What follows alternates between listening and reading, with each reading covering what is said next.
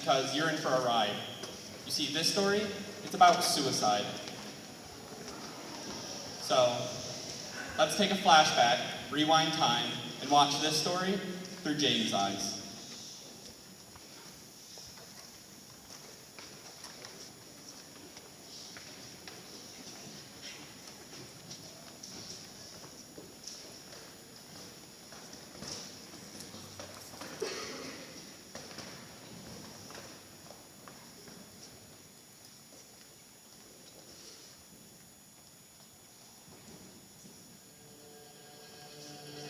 James glanced around the classroom, another year back.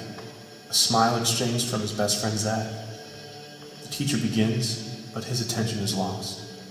Lost in the memories of last year's pain, when it all began, and from there it was never the same.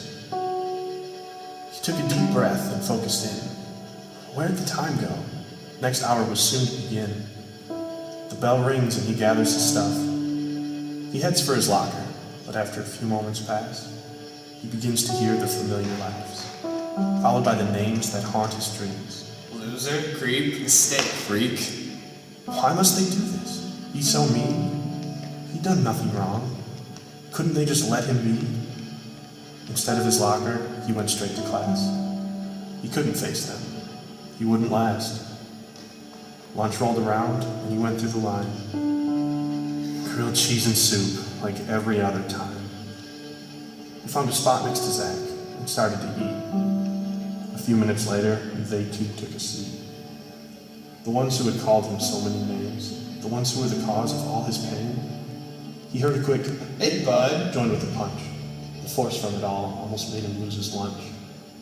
Zach gave a slight laugh, thinking it was all fun. "What's up, guys?" He said. James wanted to run. "Not too much. Just saying hi. How you been, James?" James wasn't good. He couldn't believe these guys. But he gave a slight nod, then continued to eat, say the least he can, and maybe they'd leave. So you and Rachel, huh? Yeah, I heard about that. It's cool, though. I heard that party was whack. In fact, it was. But James never went. He was a good kid. Didn't want that rep. Over the summer, some guys made that up. Started a rumor, just his luck. They said at the party he'd gotten real drunk, and him and this girl, well, they did some stuff. And although he denied it, and she did too, no one believed them, thought every word was true. So to save her back, Rachel blamed him. Said he started it, just trying to fit in. The ridicule started, and still hasn't stopped. His life now a total mess. He left the table without a word, tossed his lunch, and walked out unheard. He sat by his locker and closed his eyes. Maybe it'll pass, and all be fine. A tear escaped him, and he began to cry. Right in the open, one question haunted. Why, oh why? Why me? Why anyone? Why must these people mock me for fun? And then a thought came and wouldn't leave. If he was no longer here, then he could be free. Free from the names, free from the glares, free from the bystanders who'd stop and stare, wondering if something is wrong, but never having courage to stand up for him. The risks were too long. Being a friend of the one who doesn't fit in, he stood as this thought spread through his brain and walked out the doors. He would end his pain.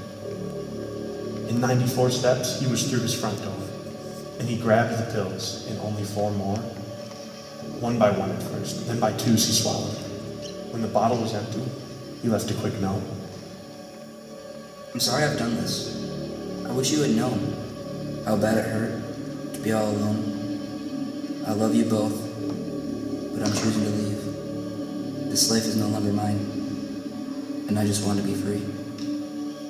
He lay on the floor, note in hand, and by the time they returned, James was dead. His life had been taken. The world felt so wrong. With tears they embraced. Their son James was gone.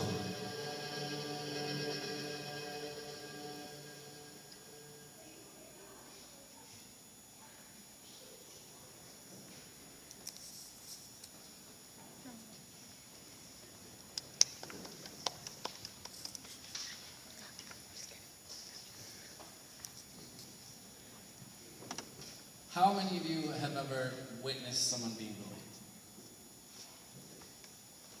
How many of you have ever done anything to stop it? You may put your hands down. No one deserves to be bullied. Let's take a stand and work together to change the bullying epidemic in our country. For James, help came too late. But for our peers, there may still be time.